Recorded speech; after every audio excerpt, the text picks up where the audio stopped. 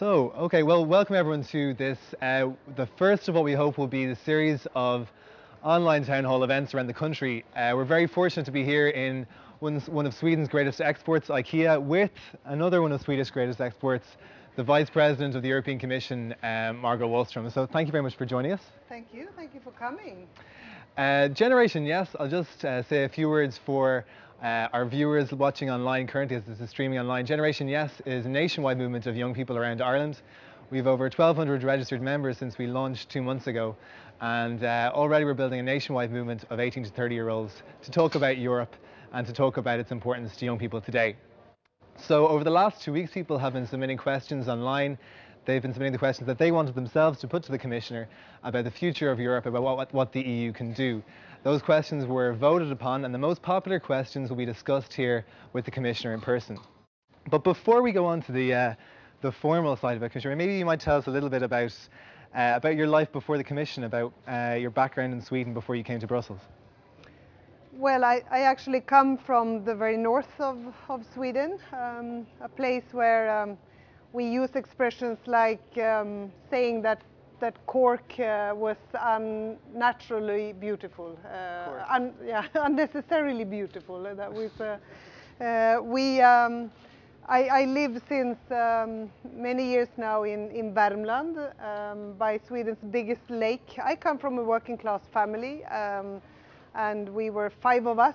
Yesterday we met somebody in Cork, one of 19 children. So I think I might have been the last generation where there were so many children in our families in Sweden. But a lot in common, of course. I think also the struggle that many families had, and also experiencing, as Sweden and Ireland has, starvation from not having enough potatoes to eat, and also the exodus to America. I mean, so many 1.3 million people moved to America, or had to leave Sweden for America once upon a time.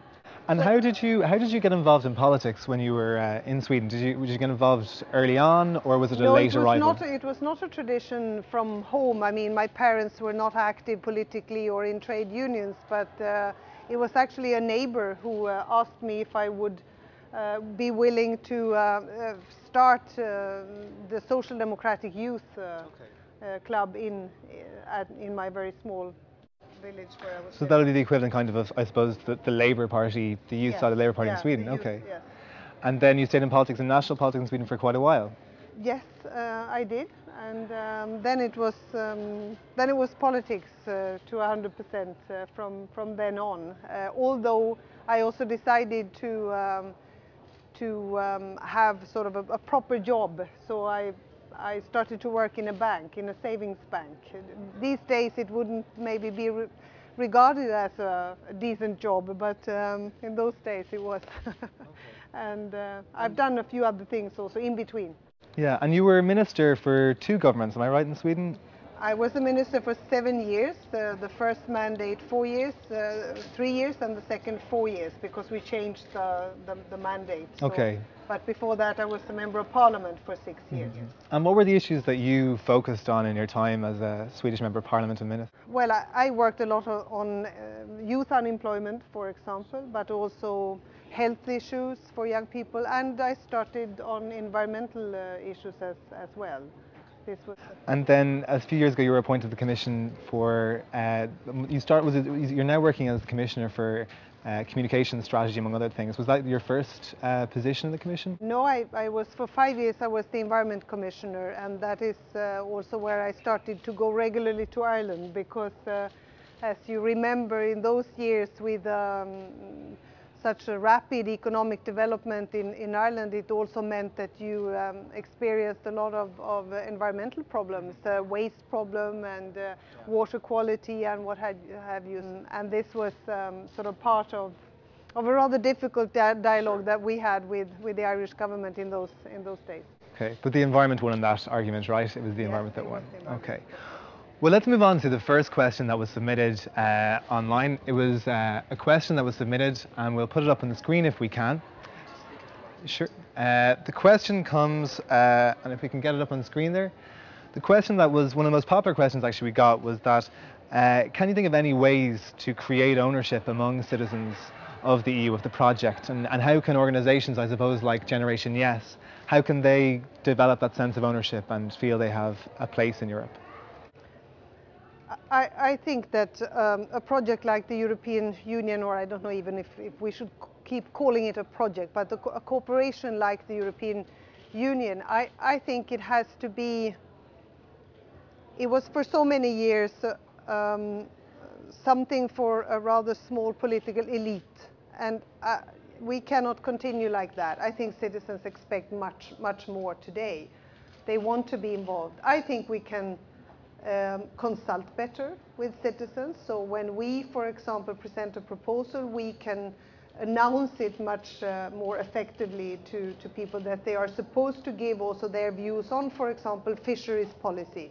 I'm sure that also in Ireland this would be an issue that would be interesting to so many people, not only sort of fishermen, but others as well.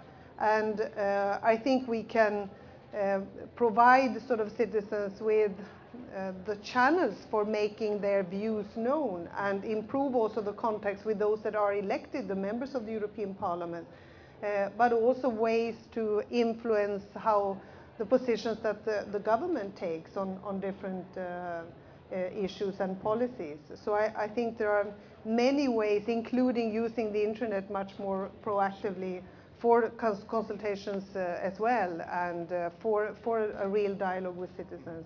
I think we have to use all these tools, the democratic tools, and improve them. And we have also tried out during the last years what is called citizens consultations, meaning that we invite randomly chosen citizens from all member states.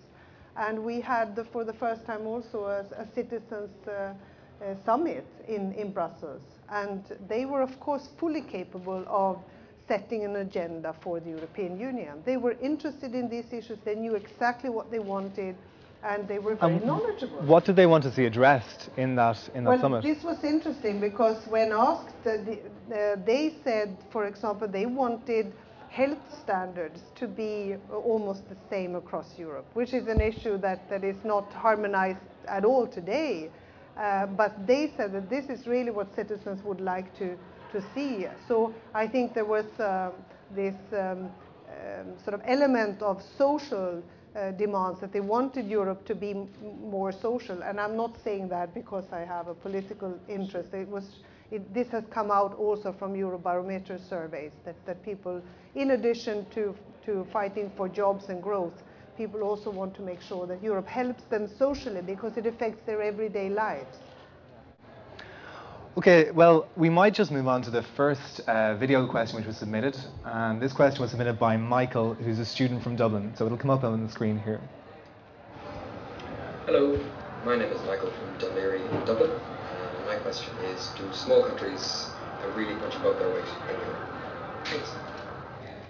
So the question there was, do small countries punch above their weight in the EU? And I suppose Sweden wouldn't be a small country, but it might fit into the medium-sized countries bracket, perhaps, and similar to Ireland in ways. Do countries like Sweden and Ireland punch above their weight, do you think?